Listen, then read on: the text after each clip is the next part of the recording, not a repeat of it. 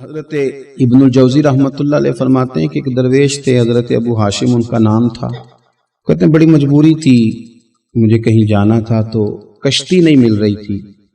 اچانک ایک کشتی گزرنے لگی تو میں بھی سوار ہونے لگا تو ملاح نے مجھ سے کہا کہ یہ ایک صاحب بیٹھے ہیں، بڑے امیر ہیں، ساتھ ان کی کنیز ہے، انہوں نے مجھ سے بک کر لی ہے، ساری کی ساری کیا کدھر سی سالم کرا لیا ٹانگا، وہ ساری کی ساری بک کر لی ہے، تو میں تو کسی کو نہیں بٹھا سکتا۔ تو وہ جو صاحب بیٹھے تھے بڑے سیٹھ آدمی تھے، کہنے لگے میاں آپ کسی اور کشتی میں، اور جو ان کی کنیز تھی نا وہ کہنے لگی چہرے سے کوئی نیک آدمی لگتا ہے، چلو اتنی سواریوں کی جگہ ہے، کسی کونے خدرے میں بیٹھ جائے گا، ہمارا کیا جائے گا۔ کہا اچھا چلو آ جاؤ۔ کہتے میں کونے میں بیٹھ گیا، تھوڑا رستہ آگے گیا، انہوں نے کھانے کا سامان نکالا، مجھے بھی کھلایا، لیکن کھاتے کھاتے میری نظر پڑی تو اس میں تو شراب کے برتن بھی تھے معاذ۔ پھر اس شخص نے کھانا کھانے کے بعد اس کنیز سے کہا کہ مجھے معاذ اللہ گانا سناؤ۔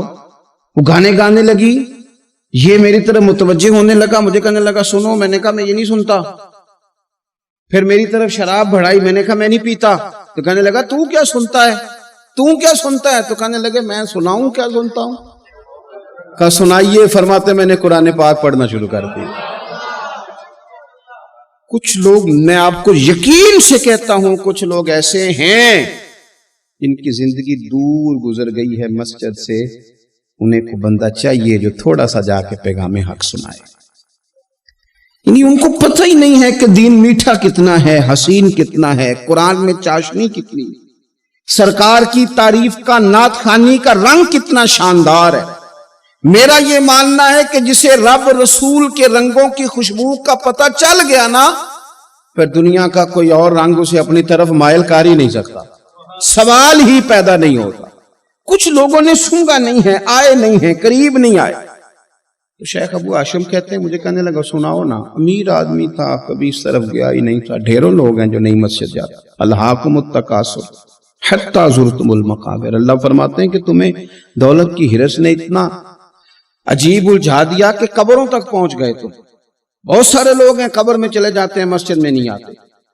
تو کہتے ہیں میں نے اسے چند آیتیں سنائیں، اس کی تو کیفیت ہی بدل گئی۔ کہنے لگا مولانا زندگی بڑی گناہوں میں گزری ہے، اب توبہ کر لوں تو مالک معاف کر دے گا؟ کارنامے خطرناک ہیں، پیچھے رجسٹر کالا سیاہ، معافی ہو جائے گی۔ دولت بڑی تھی تو پھر ہم نے بھی شراب کباب شباب میں اڑا دی ساری، معاف کر دے گا؟ تو کہتے ہیں میں نے کہا ہو بندے کے آنے کی دیر ہے، اس کی رحمت تو فوراً ہی قبول کر لیتی ہے۔ ویسے بھی عدل کریں تے تھر تھر کمبن، اونچیاں شانہ والے تجھے فضل کریں تے پھر تے بخشے جامن میرے جے منہ کالے۔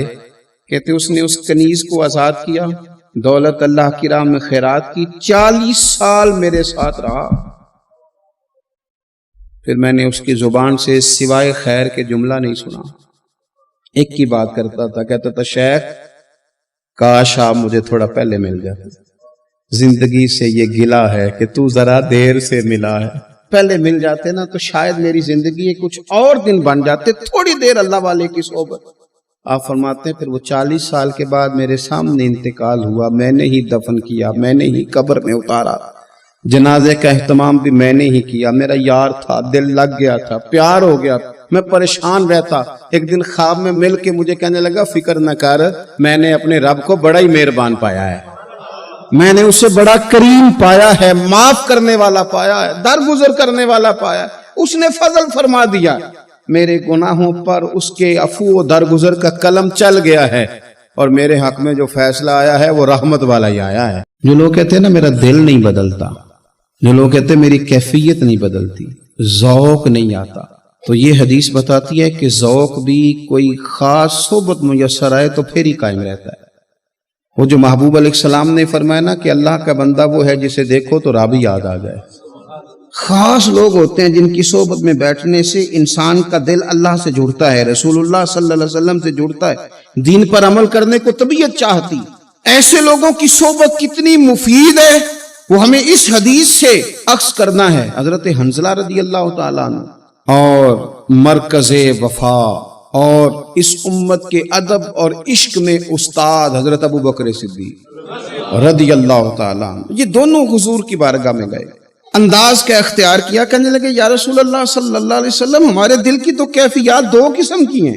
حضور جب ہم آپ کے پاس ہوتے ہیں نا، جنت اور دوزخ کا ذکر سنتے ہیں، ہمیں یوں لگتا ہے جنت اور دوزخ ہماری آنکھوں کے سامنے، دل کے اندر فوراً جذبات ابھر آتے ہیں کہ اب ہر خیر کا کام کرنا، اب جنت ہی کی طرف مائل ہونا ہے۔ ہماری قلبی کیفیات، ہماری باطنی کیفیت بدل جاتی، نور علی نور ہو جاتا ہے سارا کچھ۔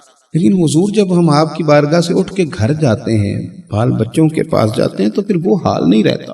یا رسول اللہ صلی اللہ علیہ وسلم یہ کیا ہے؟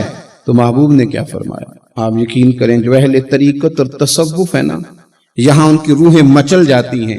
حضور فرمانے لگے حالت ایک طرح کی نہیں رہتی، ہاں اگر تمہاری وہی حالت رہے جو تمہاری میرے پاس ہوتی ہے، اگر کیفیت باطنیہ وہی رہے جو میری بارگاہ میں ہوتی ہے، تو فرمایا تم بستروں میں موجود ہو اور فرشتے آ کے تم سے سلام کریں، تم ابھی رستوں میں ہو اور فرشتے تم سے ملاقات کریں، اگر تمہاری کیفیت وہ بن جائے جو یہاں ہوتی ہے، اگر تم اسی پر جم جاؤ، وہی حالت ہو جائے، تو پھر تو فرشتے گویا آئیں تمہاری زیارت کے لیے، تمہاری ملاقات کے لیے فرشتے آئیں۔ اگر کیفیات بدل جائیں کسی اللہ کے بندے کی بارگاہ میں بیٹھ کر، تو پھر اس کیفیت کو برقرار رکھنے کی کوشش کی جائے، اگرچہ حضور نے فرما دیا کہ کیفیات ایک جیسی نہیں رہتی۔ اور چلو میرے بھائی تھوڑی دیر کے لیے ہی صحیح، جتنی صحبت میسر آئے، شاید اسی لیے امام اعظم ابو حنیفہ رحمۃ اللہ علیہ کی عمر 60 سال سے زیادہ تھی، تو کسی نے پوچھا حضور کتنی عمر ہے؟ فرمایا عمر ہے 3 سال۔ حضرت آپ تو علم، عمل، روحانیت، معرفت کے شاہ سوار ہیں، تو ساری داڑھی سفید اور آپ کہہ رہے ہیں 3 سال۔ فرمانے لگے عمر وہی 3 سال ہے جو امام جعفر صادق کی خدمت میں گزر گئی۔